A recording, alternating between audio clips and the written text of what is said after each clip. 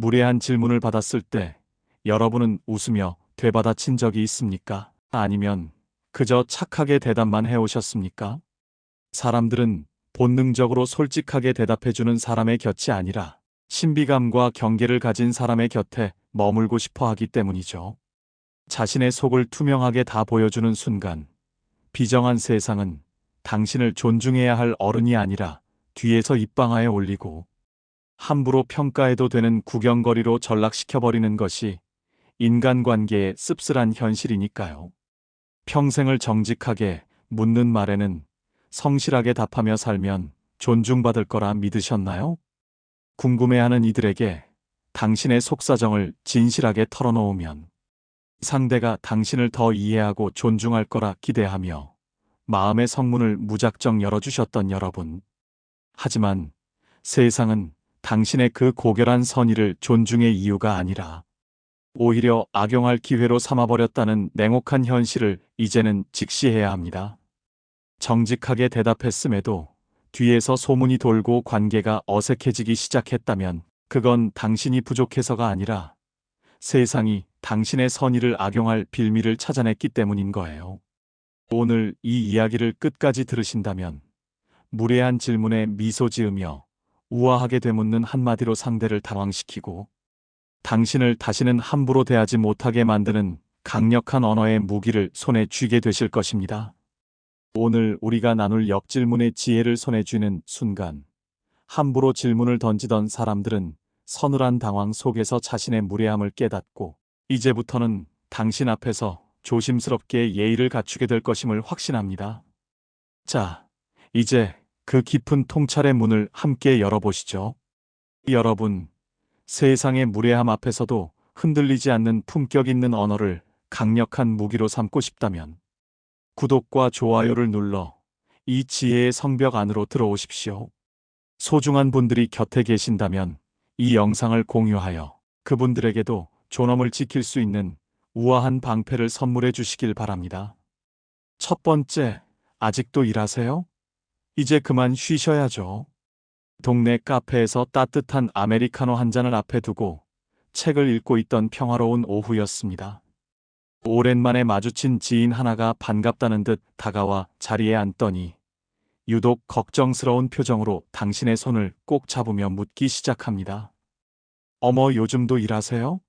나이도 있으신데 이제 좀 쉬셔야 하는 거 아니에요? 몸 상하시겠어요. 주변 사람들의 시선이 일제히 당신에게 쏠리는 그 찰나의 정적 속에서 당신은 그 관심이 진심 어린 걱정인 줄로만 믿고 가슴속에 담아두었던 이야기를 어색하게 풀어놓기 시작하죠. 아니 그냥 심심해서요. 집에만 있으면 답답하기도 하고 용돈이라도 벌어야 하니까. 그때였습니다. 당신의 변명 같은 고백이 끝나기도 전에 위로하던 그 지인의 눈빛이 묘하게 반짝이더니 이내 화제를 완전히 돌려버리며 그나저나 우리 남편이 작년에 은퇴하고 나니까 훨씬 건강해지던데 이제 매일 골프 다니면서 인생을 즐기더라고요라며 자기 남편 자랑을 늘어놓기 시작하더군요. 며칠 뒤 우연히 마주친 그 모임 회원 한 명이 당신을 보자마자 묘한 동정 어린 눈빛으로 쳐다보며 이렇게 말하더랍니다. 아이고, 저번에 들으니까 참 안 됐더라고요. 돈이 필요하셔서 나이에도 일을 하신다면서요? 자식들도 안 챙겨준다던데 참 속상하시겠어요. 우리라도 자주 만나서 밥이라도 사드려야겠네요. 당신은 그 순간 믿었던 도끼의 발등이 찍힌 듯한 시린 배신감과 함께 당신의 솔직함이 동네방네 경제적으로 궁한 불쌍한 사람이라는 꼬리표로 둔갑해버렸다는 참담한 현실을 마주하게 됩니다. 심리학에서는 이런 현상을 연령 역할 강요 편향이라고 부르는데 인간은 타인이 사회적 통념 나이 들면 쉬어야 한다는 거에 벗어나는 모습을 보면 무의식적으로 불안감을 느끼며 그 사람을 정상의 틀 안으로 끌어들이려 든다는 것이죠. 연구자들은 특히 노년층의 활동성이 주변 사람들에게 자신들의 무기력함을 비추는 불편한 거울처럼 작용하기 때문에 이들은 본능적으로 활동적인 노인을 쉬어야 할 사람으로 규정지어 자신들의 나태함을 정당화하려 한다는 씁쓸한 사실을 밝혀냈습니다. 세상이 당신에게 왜 일하는지 궁금해하는 순간, 그 질문은 공감을 이끌어내는 대화가 아니라 나보다 형편이 안 좋구나 혹은 저 나이에 쉬지도 못한 애를 확인하는 저울추로 삼아버리는 것이고요. 사실 당신이 왜 일하는지 궁금해하는 이들의 본질은 진심으로 걱정하는 동반자가 아니라 당신의 활력이 자신들의 무기력함을 드러내는 것이 불편하여 당신을 쉬어야 할 약자로 규정지음으로써 자신들의 게으름을 위로받으려는 정서적 약탈자에 불과한 경우가 허다합니다.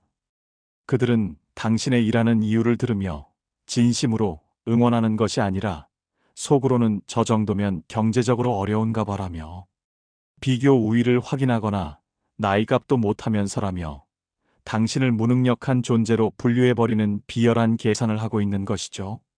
겉으로는 걱정스러운 얼굴을 하면서도 속으로는 당신의 형편을 입방아에 올려 자신들의 수다거리로 삼거나 당신을 존중하지 않아도 되는 근거로 활용하는 그 서늘한 현실을 직시하셔야 합니다.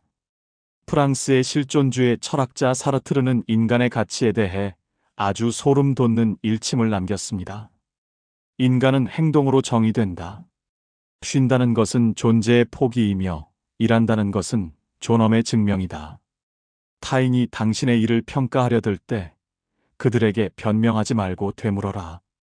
그들은 당신의 답이 아니라 자신의 무의를 정당화할 빌미를 찾고 있을 뿐이다. 이 수십 년 전의 가르침은 오늘날 나이 든다는 이유만으로 활동을 멈춰야 한다는 압박을 받는 현실에서도 변함없는 진리입니다. 당신의 일은 변명해야 할 대상이 아니라 자랑해야 할 존엄의 증거인 것이죠. 내 삶의 선택을 타인의 평가라는 저울 위에 올려놓는 것은 내 품격의 성벽을 스스로 허물어뜨리는 일과 다를 바가 없습니다. 이제부터 누군가 아직도 일하세요?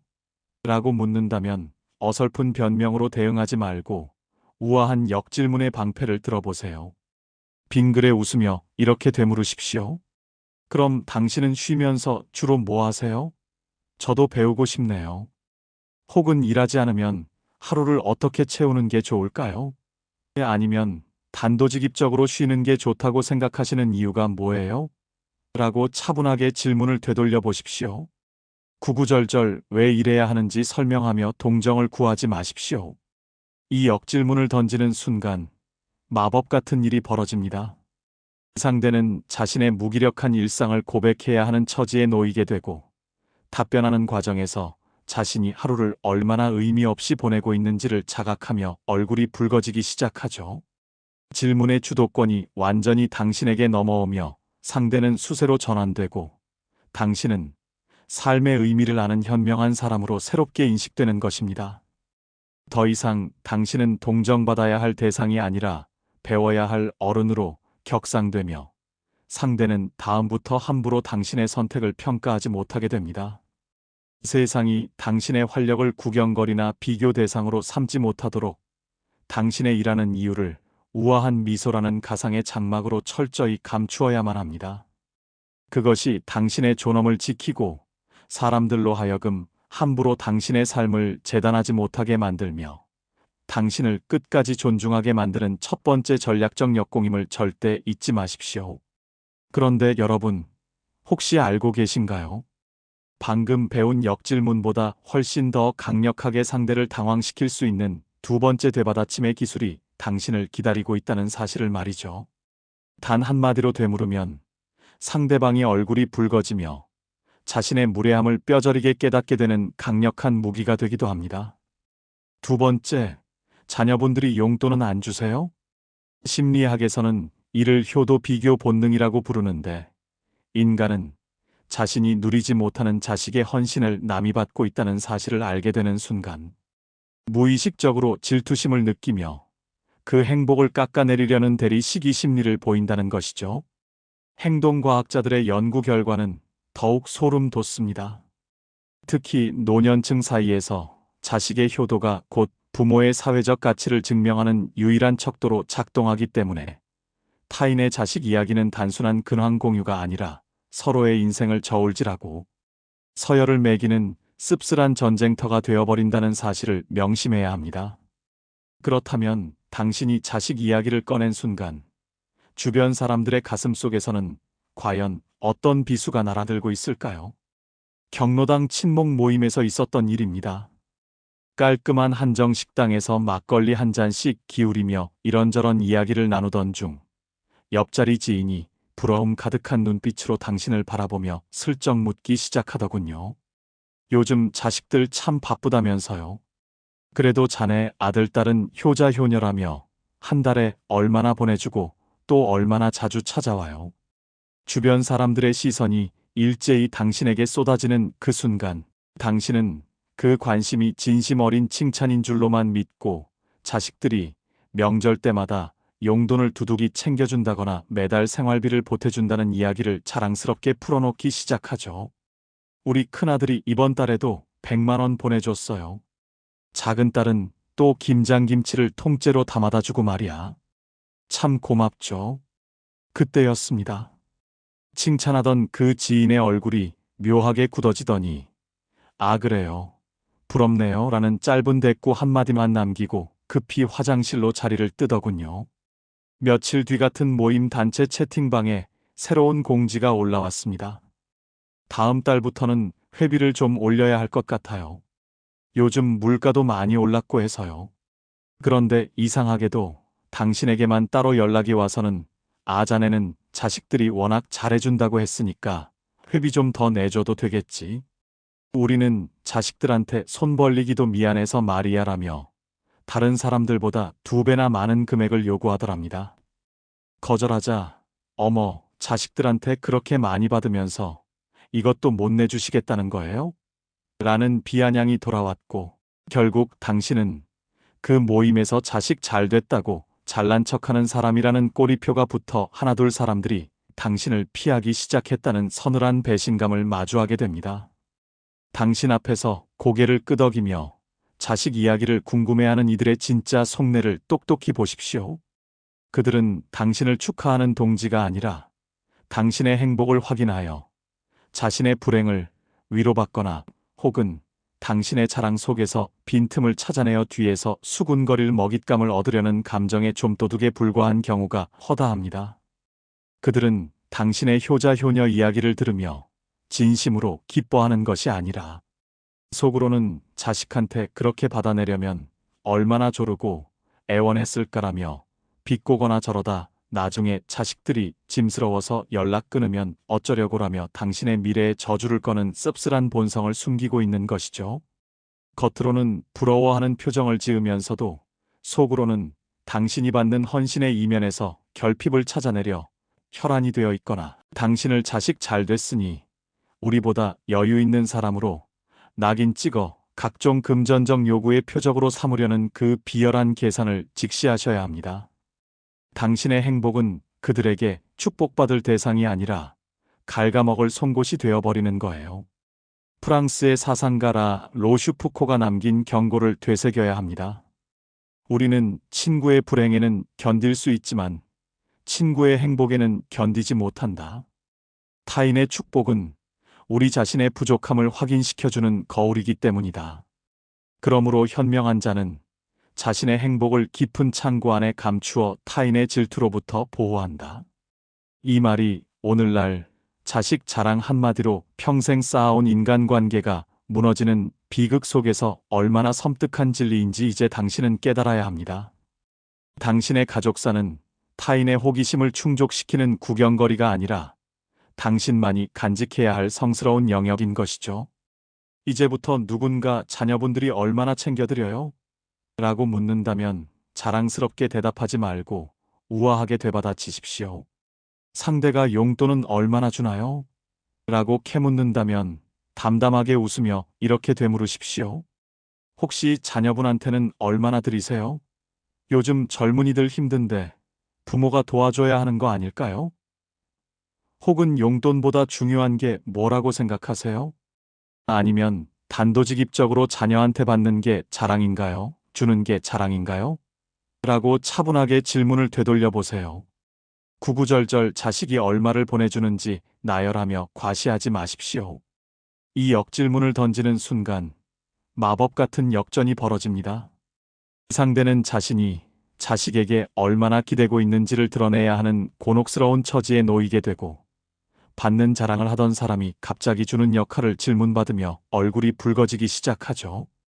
가족관계의 본질이 사랑이냐, 돈이냐를 생각하게 만들며 질문자 자신이 얼마나 천박한지를 깨닫게 되는 거예요. 당신은 물질보다 본질을 아는 어른으로 새롭게 인식되며 상대는 더 이상 당신의 가족사를 함부로 저울질하지 못하게 됩니다. 세상이 당신의 행복을 질투의 불씨나 탐욕의 표적으로 삼지 못하도록 당신 가족의 아름다운 관계를 겸손한 역질문이라는 장막으로 철저히 보호해야만 합니다. 그것이 당신의 자식들을 지키고 사람들로 하여금 함부로 당신의 가족사에 가시를 던지지 못하게 만들며 당신을 끝까지 존중하게 만드는 두 번째 전략적 되받아침임을 절대 잊지 마십시오. 하지만 이것보다 더 교묘하고 위험한 질문이 있습니다. 실은 당신을 관계에서 배제할 명분을 찾으려는 소름 돋는 함정이 되기도 하죠. 세 번째, 요즘 병원 자주 가시나 봐요?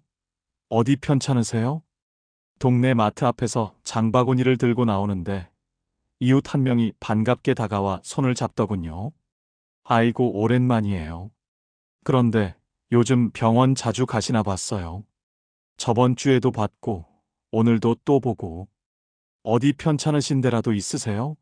그 순간 당황했지만 그 걱정스러운 목소리에 감동하여 당신은 최근 당뇨 진단을 받아 약을 먹기 시작했다는 이야기며 무릎도 안 좋아서 정형외과를 다니고 있다는 사실을 솔직하게 털어놓기 시작합니다. 사실 요즘 혈압도 좀 높아서 약을 3가지나 먹고 있어요. 나이가 들으니 이것저것 고장이 나네요. 그때였습니다. 그 지인이 아이고, 그것 참 걱정이네요. 몸 잘 챙기셔야 할 텐데라며 위로의 말을 건네더니 제가 요즘 좀 바빠서요. 나중에 다시 연락드릴게요라며 서둘러 자리를 피해버리더랍니다. 그런데 이상하게도 그 이후로 그 지인은 물론이고 그 사람과 친하게 지내던 다른 친구들까지 연락이 뚝 끊겨버렸습니다. 한 달 후 우연히 길에서 마주친 그 무리 중 한 명이 당신을 보자마자 어색한 미소를 지으며 요즘 건강은 좀 어떠세요? 라고 묻더니 많이 괜찮아졌어요 라고 대답하기도 전에 아, 그래요? 다행이네요. 그럼 저는 급한 일이 있어서라며 황급히 자리를 피해버리더군요.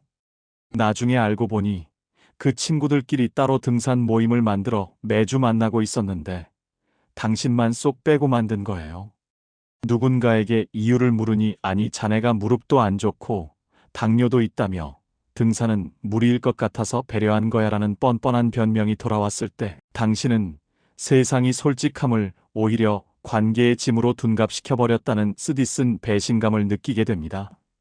심리학에서는 이를 질병 회피 본능이라고 부르는데 인간은 타인의 건강 약점을 알게 되는 순간 무의식적으로 그 사람을 보호해야 할 대상이 아니라 자신에게 부담이 될 수 있는 위험 요소로 인식하며 슬그머니 거리를 두기 시작한다는 것이죠. 연구 결과는 더욱 소름 돋습니다. 사회심리학의 관점에서 보면 세상이 솔직함을 받아들인 건강 정보는 공감과 연대를 이끌어내는 것이 아니라 오히려 이 사람과 함께 있으면 내가 돌봐줘야 할 상황이 생기겠구나라는 경계심을 자극하여 결국 관계 단절의 빌미가 되어버린다는 씁쓸한 사실이 밝혀졌습니다. 세상은 당신을 이제 끝물인 사람으로 규정짓고 귀찮은 짐 취급하며 관계의 우선순위에서 밀어내버리는 도구로 삼아버리니까요. 사실 건강을 염려하는 척 묻는 이들의 본질은 진정한 동반자가 아니라 약해진 모습을 확인함으로써 당신을 짐스러운 존재로 분류하고 관계에서 배제할 명분을 찾으려는 감정의 기생충에 불과한 경우가 허다합니다. 그들은 병명을 들으며 진심으로 걱정하는 것이 아니라 속으로는 저 사람 이제 같이 다니기 불편해지겠네. 발 빠르게 거리를 두어야겠어라며 냉혹한 계산기를 두드리고 있는 거예요. 겉으로는 걱정스러운 얼굴을 하면서도 속으로는 앓고 있는 질병 목록을 세어가며 이 정도면 언제 쓰러져도 이상하지 않겠네라며 관계를 서서히 정리해야 할 대상으로 낙인 찍는 그 서늘한 현실을 직시하셔야 합니다. 약점은 그들에게 돌봐야 할 인연이 아니라 버려야 할 짐으로 변해버리는 거니까요. 동양의 깊은 지혜를 남긴 노자의 통찰은 가슴을 찌릅니다. 강한 나무는 부러지기 쉽고 유연한 나무는 바람을 견딘다. 하지만 자신의 약함을 세상에 드러내는 것은 유연함이 아니라 스스로를 꺾일 수밖에 없는 존재로 선언하는 것이다. 진정한 강자는 자신의 상처를 깊은 어둠 속에 감추고 세상에는 흔들림 없는 모습만을 보이는 법이다. 이 수천 년 전의 경고가 오늘날 우리의 삶에서 얼마나 뼈아픈 진실인지 이제 깨닫게 될 거예요. 건강은 타인에게 증명할 대상이 아니라 당신만이 지켜야 할 성역인 것이죠. 이제부터 누군가 요즘 어디 편찮으신 데 없으세요? 라고 묻는다면 구구절절 병명을 나열하지 말고 우아하게 되받아치십시오. 상대가 병원 자주 가시나 봐요? 라고 캐묻는다면 담담하게 웃으며 이렇게 되물으세요. 당신은 건강관리 어떻게 하세요? 비결 좀 알려주시면 저도 배우고 싶네요. 혹은 병원 안 가고 건강하게 사는 방법이 뭐라고 생각하세요? 아니면 단도직입적으로 왜 그런 질문이 궁금하신가요? 라고 차분하게 질문을 되돌려 보세요. 절대로 당뇨 있어요. 무릎 아파요라며 약점을 나열하지 마십시오. 이 역질문의 순간 극적인 반전이 일어납니다. 상대는 자신의 건강관리법을 말해야 하는 처지에 놓이는데 막상 자신도 별다른 비결이 없다는 걸 깨달으며 무안해지기 시작하죠. 왜 궁금하냐는 본질적 질문에는 질문의 무례함 자체를 자각하며 얼굴이 붉어지게 됩니다. 당신은 건강을 주체적으로 관리하는 사람으로 인식되며 상대는 더 이상 약점을 캐낼 수 없게 되는 거예요. 세상이 약점을 구경거리나 관계 정리의 명분으로 삼지 못하도록 건강 상태를 우아한 침묵이라는 보호막으로 철저히 감추어야만 합니다. 그것이 품격을 지키고 사람들로 하여금 함부로 약자로 단정 짓지 못하게 만들며 끝까지 존중하게 만드는 세 번째 전략적 되받아침임을 절대 잊지 마십시오. 그런데 여러분, 건강보다 더 민감하고 위험한 질문이 당신을 기다리고 있습니다. 그것은 겉으로는 가벼운 대화처럼 보이지만 실은 당신을 저울 위에 올려놓고 경제적 서열을 매기려는 잔인한 도구가 되기도 하죠. 네 번째, 집이 참 오래됐네요. 이사 계획 없으세요? 고대 그리스의 철학자 디오게네스는 통 하나에서 살면서도 누구보다 자유로웠다고 전해집니다. 알렉산더 대왕이 찾아와 무엇이든 소원을 들어주겠다고 하자 그는 햇빛을 가리지 말고 비켜달라고 했죠. 그는 이렇게 말했습니다. 집은 사람의 가치를 말해주지 않는다. 오히려 집에 집착하는 순간 사람은 집의 노예가 된다. 진정한 부자는 가진 것이 많은 자가 아니라 필요로 하는 것이 적은 자다.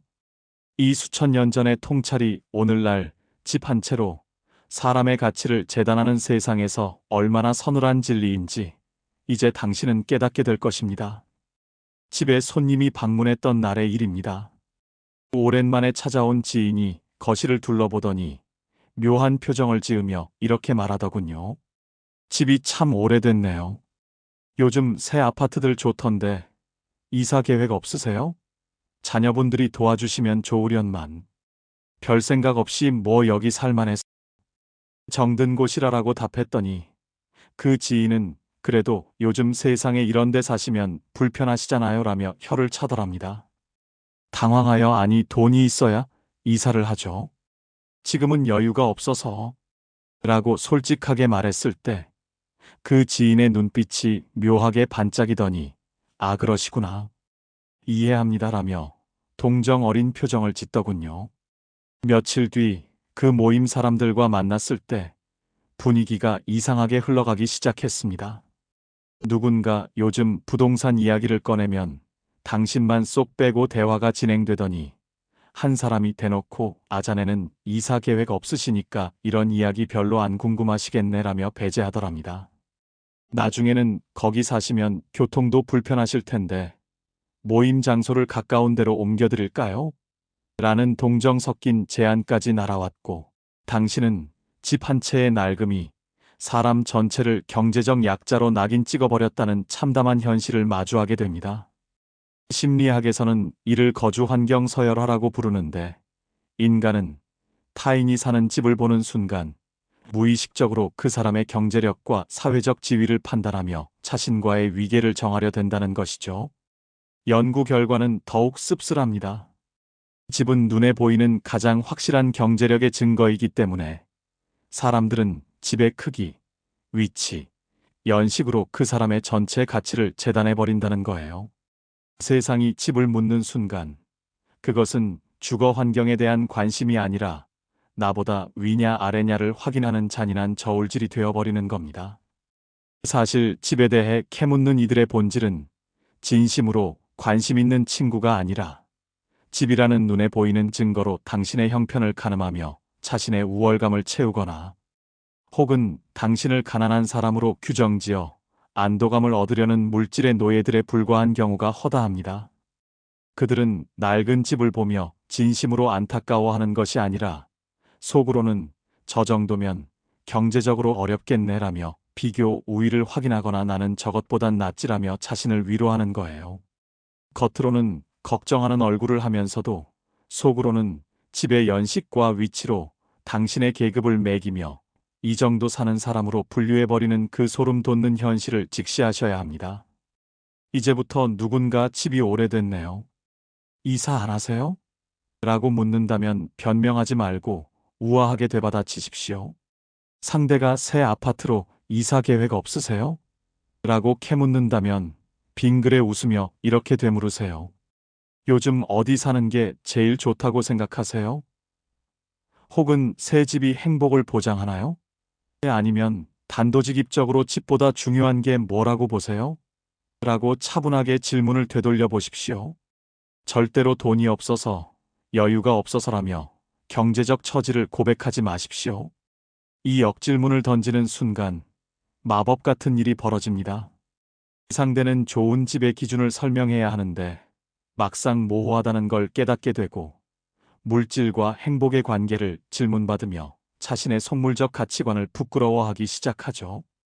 집보다 중요한 것을 묻는 본질적 질문 앞에서는 자신의 천박함을 자각하며 할 말을 잃게 됩니다. 당신은 본질을 아는 사람으로 격상되며 상대는 더 이상 집으로 당신을 평가하지 못하게 되는 거예요. 세상이 거주지를 구경거리나 비교 대상으로 삼지 못하도록 주거 형편을 우아한 역질문이라는 방패로 철저히 보호해야만 합니다.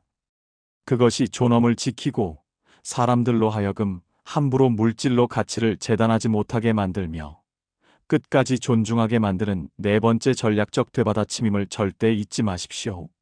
그런데 여러분, 집보다 더 일상적이면서도 끊임없이 당신을 평가절하 하려는 질문이 숨어 있습니다. 5번째, 요즘 뭐 하며 지내세요? 심심하시죠? 심리학에서는 이를 생산성 강요 편향이라고 부르는데 현대 사회는 끊임없이 무언가를 해야 한다는 강박을 주입하며 조용한 쉼과 여유를 무가치하게 여기는 경향이 있다는 것이죠. 연구 결과는 더욱 섬뜩합니다. 사람들은 타인이 바쁘지 않고 평온하게 사는 모습을 보면 무의식적으로 불안해하며 그것을 게으름이나 무능력으로 해석하려 든다는 거예요.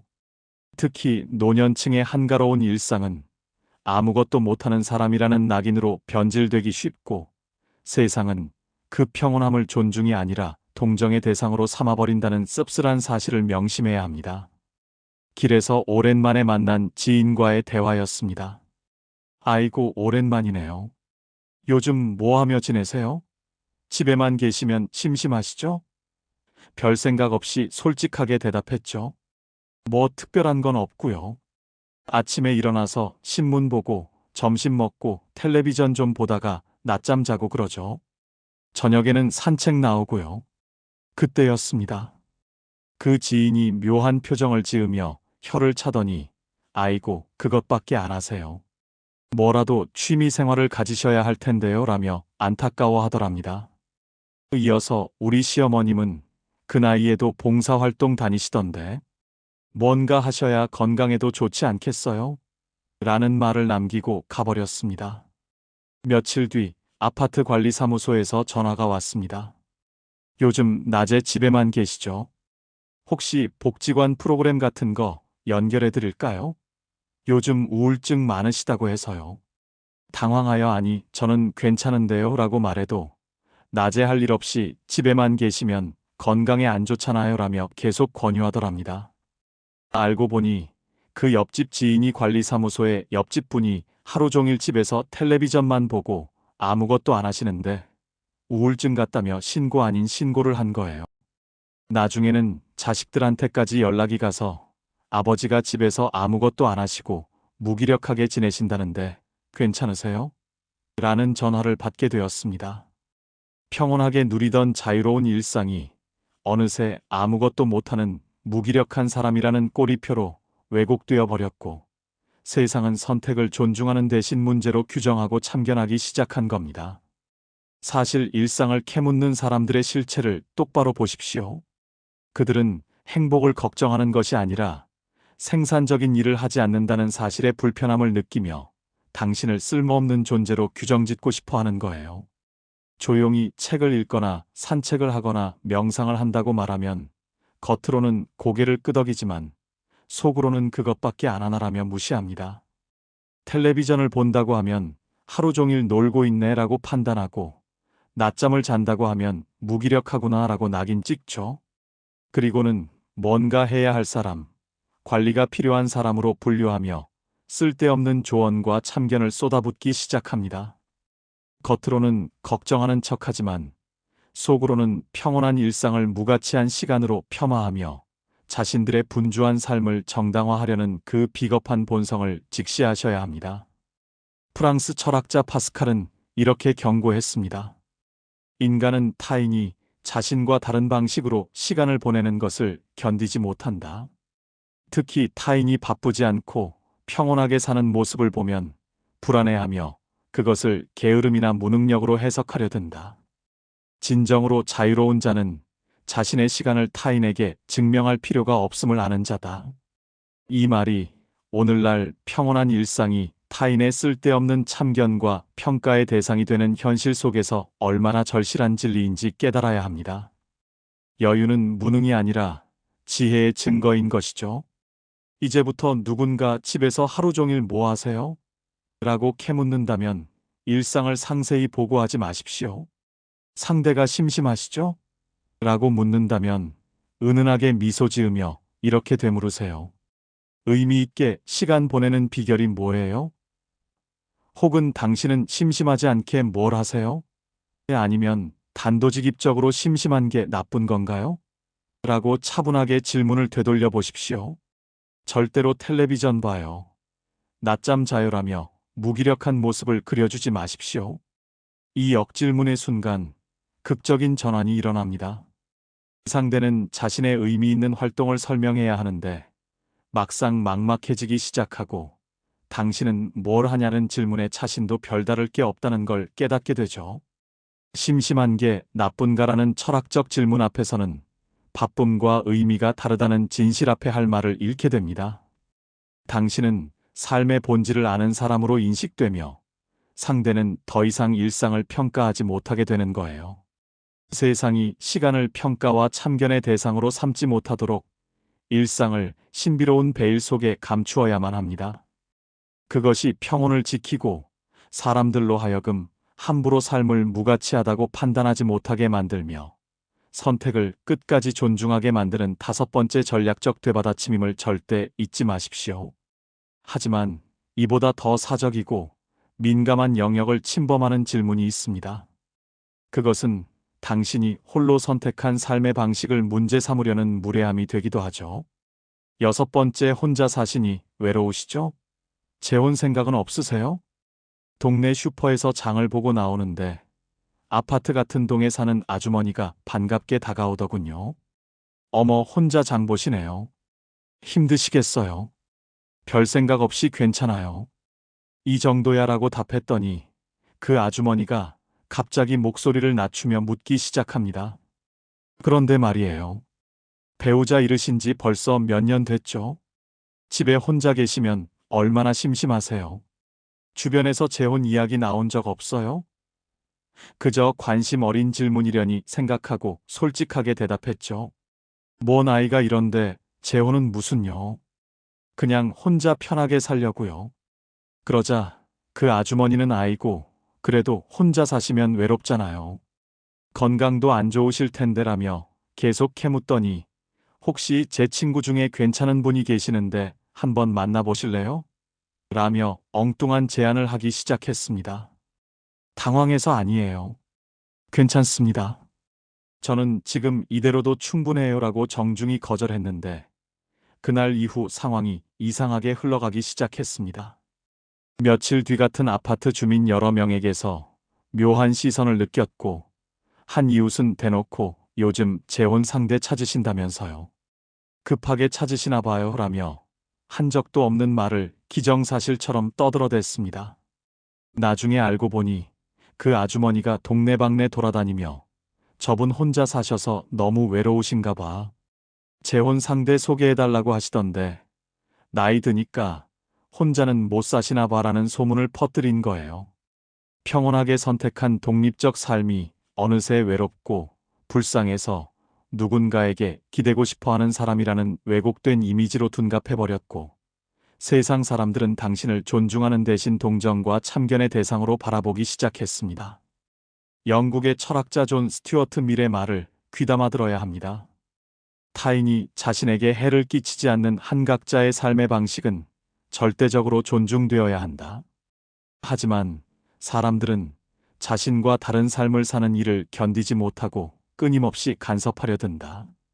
현명한 자는 자신의 선택을 함부로 설명하지 않음으로써 타인의 간섭으로부터 자유를 지킨다. 이 말이 오늘날 독립적 삶이 타인의 오지랖으로 침범당하는 현실 속에서 얼마나 절실한 진리인지 깨달아야 합니다. 삶의 방식은 증명할 대상이 아니라 지켜야 할 권리인 것이죠. 심리학에서는 이를 생활양식 간섭 본능이라 부르는데 사람들은 타인의 독립적 선택을 보면 무의식적으로 불안감을 느끼며 자신의 가치관을 강요함으로써 안정감을 되찾으려 한다는 것이죠. 연구 결과는 더욱 소름 돋습니다. 특히 독거 생활이나 재혼 여부 같은 주제는 사회적 통념과 맞물려 있어서 세상 사람들은 혼자 사는 건 외롭고 불쌍한 것이라는 고정관념을 깨는 존재 자체를 불편해하며 당신을 정상의 틀 안으로 끌어들이려 집요하게 간섭한다는 사실을 명심해야 합니다. 세상이 솔직함을 받아들인 사생활 정보는 존중받을 선택이 아니라 고쳐주어야 할 문제나 수군거릴 거리로 전락해버리는 거예요. 세상 사람들이 사생활을 캐묻는 진짜 이유를 똑똑히 보십시오. 그들은 행복을 걱정해서 묻는 것이 아니라 선택이 자신들의 통념과 다르다는 사실의 불편함을 느끼며 혼자 사는 건 불쌍한 일이라는 자기들만의 잣대로 당신을 재단하려는 거예요. 혼자서도 충분히 행복하다고 말하면 그들은 믿지 않습니다. 오히려 저렇게 말하지만 속으로는 외로울 거야 라며 멋대로 해석하거나 나이 들어 혼자 사는 건 비정상이야 라며 삶을 문제 있는 것으로 낙인 찍어버리죠. 그리고는 사생활을 동네 입방아에 올려 수다거리로 삼거나 쓸데없는 중매를 시도하며 평온한 일상을 침범하기 시작합니다. 겉으로는 도우려는 척하지만 속으로는 당신의 독립성을 인정하지 못하고 우리처럼 살아야 정상이라는 틀에 가두려는 그 씁쓸한 오만함을 직시하셔야 합니다. 이제부터 누군가 혼자 사시니 심심하시죠? 재혼 생각은 없으세요? 라고 캐묻는다면 구구절절 선택을 설명하거나 정당화하려 들지 마십시오. 상대가 외로우시죠? 라고 동정한다면 부드럽게 웃으며 이렇게 되물으세요. 혼자만의 시간을 어떻게 즐기세요? 혹은 외로움과 고독의 차이가 뭐라고 생각하세요? 아니면 단도직입적으로 함께 있으면 외롭지 않나요? 라고 차분하게 질문을 되돌려 보십시오. 절대로 외로워요. 재혼 생각 있어요. 같은 말로 약점을 드러내지 마십시오. 이 역질문을 던지는 순간 놀라운 역전이 일어납니다. 상대는 혼자 있는 법을 모른다는 걸 드러내야 하는 처지에 놓이고 외로움과 고독의 차이를 질문받으며 철학적으로 당황하기 시작하죠. 함께 있어도 외로울 수 있다는 역설 앞에서는 할 말을 잃게 됩니다. 당신은 자기 충만한 사람으로 새롭게 인식되며 상대는 더 이상 삶의 방식을 문제 삼지 못하게 되는 거예요. 세상이 사생활을 참견거리나 동정의 대상으로 삼지 못하도록 선택을 우아한 미소 뒤에 감추어야만 합니다. 그것이 삶을 지키고 사람들로 하여금 함부로 사생활에 오지랖을 부리지 못하게 만들며 끝까지 존중하게 만드는 여섯 번째 전략적 되받아침임을 절대 잊지 마십시오. 하지만 이것보다 더 교묘한 질문이 있습니다. 그것은 당신이 한 번도 의심하지 않았던 평범한 대화처럼 들리지만 실은 당신을 서열 속에 가두려는 보이지 않는 올가미가 되기도 하죠. 일곱 번째, 그 나이에 아직도 그걸 배우세요? 힘드시지 않아요? 복지관 게시판에 붙은 공고 하나가 마음을 설레게 했습니다. 스마트폰 사진 촬영 강좌 마이너스 나만의 작품을 만들어 보세요. 평소 손자들이 찍는 사진이 신기하기도 하고 내가 보는 풍경도 담아보고 싶다는 생각에 용기를 내어 신청서를 작성하고 있는데 옆에서 지켜보던 지인 하나가 묘한 표정으로 다가오더군요. 어머, 그 나이에 아직도 그런 걸 배우세요? 힘드시지 않아요? 젊은 사람들도 어려워하던데. 순간 움츠러들며 그냥 심심해서요. 뭐라도 해볼까 싶어서 라고 어색하게 변명했을 때 그 지인은 고개를 저으며 아이고, 괜히 무리하시는 거 아니에요. 그냥 편하게 쉬시지라며 말리기 시작했습니다. 주변 사람들도 거들기 시작했어요. 맞아요. 나이 들면 새로운 거 배우기 힘들어요. 머리도 안 돌아가고. 저희 어머니도 핸드폰 사용법 가르쳐 드리려다 포기했어요. 결국 그 자리에서 신청서를 구겨 넣으며 그래요. 제가 무리했네요 라고 말했을 때 그 지인은 잘하셨어요. 괜히 나서서 창피당하실 뻔했네요 라며 안도의 한숨을 쉬더랍니다. 집으로 돌아오는 길, 가슴 한편이 무너져 내리는 듯한 허탈함과 함께 세상이 당신의 배움을 응원이 아니라 나이간 못하는 철없는 행동으로 낙인 찍어버렸다는 씁쓸한 현실을 마주하게 됩니다. 미국의 시인 세뮤얼 울먼이 남긴 명언을 가슴에 새기십시오. 청춘은 인생의 한 시기가 아니라 마음가짐이다. 나이를 먹는다는 것은 주름이 늘어나는 것이 아니라 열정을 잃어버리는 것이다. 당신이 꿈을 포기하는 순간 당신은 늙는다. 당신이 도전을 멈추는 순간 당신은 죽는다. 이 말이 오늘날 나이에 맞지 않는다는 타인의 말 한마디에 꿈을 접어버리는 수많은 사람들의 비극 속에서 얼마나 강렬한 진실인지 깨달아야 합니다. 배움은 나이가 아니라 의지의 문제인 거죠. 심리학에서는 이를 연령 역할 고정 편향이라고 부르는데 사회는 나이 들면 더 이상 배우지 말아야 한다는 뿌리 깊은 편견을 가지고 있으며 그 틀을 벗어나는 사람을 불편해한다는 것이죠. 연구 결과는 더욱 소름 돋습니다. 사실 과학은 정반대를 증명합니다.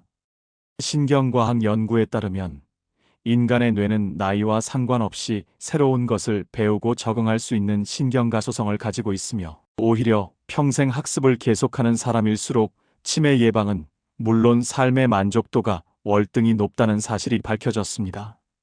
하지만 주변 사람들은 이런 과학적 사실보다 자신들의 편견을 강요하며 도전하는 순간 비웃거나 만류하며 자존감을 갉아먹는 거예요. 도전을 가로막는 사람들의 진짜 얼굴을 냉정하게 보십시오. 그들은 실패할까봐 걱정하는 것이 아니라 성공해서 나이는 숫자에 불과하다는 사실을 증명해버릴까봐 두려워하는 거예요. 왜냐하면 나이를 핑계로 포기하지 않고 당당하게 새로운 것을 배우고 도전하는 모습은 아무것도 하지 않고 지내는 자신들의 무기력함을 비추는 불편한 거울이 되기 때문이죠. 그래서 그들은 나이값을 하라며 날개를 꺾으려 합니다. 겉으로는 걱정하는 척하지만 속으로는 당신의 도전이 성공하면 자신들의 게으름이 드러날까봐 두려워하는 그 비겁한 본성을 직시하셔야 합니다. 이제부터 누군가 그 나이에 아직도 그걸 배우세요? 라고 묻는다면 변명하지 말고 당당하게 되받아치십시오. 상대가 힘드시지 않아요? 라고 만류한다면 미소 지으며 이렇게 되물으세요. 새로운 도전에서 얻는 게 뭐라고 생각하세요? 혹은 나이와 배움이 무슨 상관인가요? 아니면 단도직입적으로 당신은 요즘 뭘 새로 배우세요? 라고 차분하게 질문을 되돌려 보십시오. 절대로 심심해서요. 그냥 한번 이라며 움츠러들지 마십시오. 이 역질문을 던지는 순간 극적인 역전이 벌어집니다. 상대는 도전의 가치를 설명해야 하는데 정작 자신은 아무것도 하지 않는다는 모순 앞에서 할 말을 잃게 되죠. 나이와 배움의 관계를 질문받으며 자신의 편견을 자각하게 되고 당신은 뭘 배우냐는 질문에 자신의 정체된 삶을 부끄러워하기 시작합니다. 당신은 평생 학습자로 존경받으며 상대는 더 이상 도전을 막지 못하게 되는 거예요. 세상이 열정을 나이에 맞지 않는 행동으로 폄하하지 못하도록 배움의 의지를 우아한 역질문으로 지켜내야만 합니다. 그것이 존엄을 지키고 사람들로 하여금 함부로 가능성을 재단하지 못하게 만들며 마지막 순간까지 스스로를 존중하며 당당하게 살아갈 수 있게 만드는 7번째이자 마지막 전략적 되받아침임을 절대 잊지 마십시오. 여러분, 오늘 우리가 함께 나눈 7가지 지혜를 기억하십니까? 무례한 질문 앞에서 더 이상 고개를 숙이며 변명할 필요가 없다는 것. 단 한마디 역질문으로 상황을 완전히 뒤집을 수 있다는 것. 그리고 품격 있게 되받아치는 순간 세상이 당신을 대하는 태도가 달라진다는 진실 말입니다. 평생 착하게만 살아온 당신이 이제는 조금 다른 방식으로 세상과 마주할 때가 되었습니다. 상대의 무례함에 웃으며 넘기는 것이 미덕이 아니라 나약함이 될 수 있다는 것. 질문에 정직하게 답하는 것보다 질문으로 되돌리는 것이 더 현명할 때가 있다는 것을 이제는 아셔야 합니다. 오늘부터 당신은 대답하는 사람이 아니라 되묻는 사람이 되십시오. 변명하는 사람이 아니라 본질을 꿰뚫는 사람이 되십시오. 설명하는 사람이 아니라 생각하게 만드는 사람이 되십시오. 그것이 바로 나이 들어 얻게 되는 가장 값진 특권이자 세상이 함부로 넘볼 수 없는 진짜 품격입니다. 이 7가지 되받아침이 당신의 무기가 되어 더 이상 누구도 당신을 쉽게 보지 못하게 만들기를, 그리고 당신이 마지막까지 떳떳하고 당당한 어른으로 살아가시기를 간절히 소망합니다.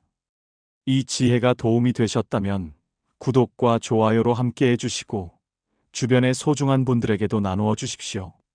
한 사람 한 사람이 품격을 되찾을 때 우리 사회 전체가 조금 더 존중하는 세상으로 바뀔 것입니다. 여러분 모두 존경받는 어른으로 남은 인생을 빛내시길 바랍니다. 감사합니다.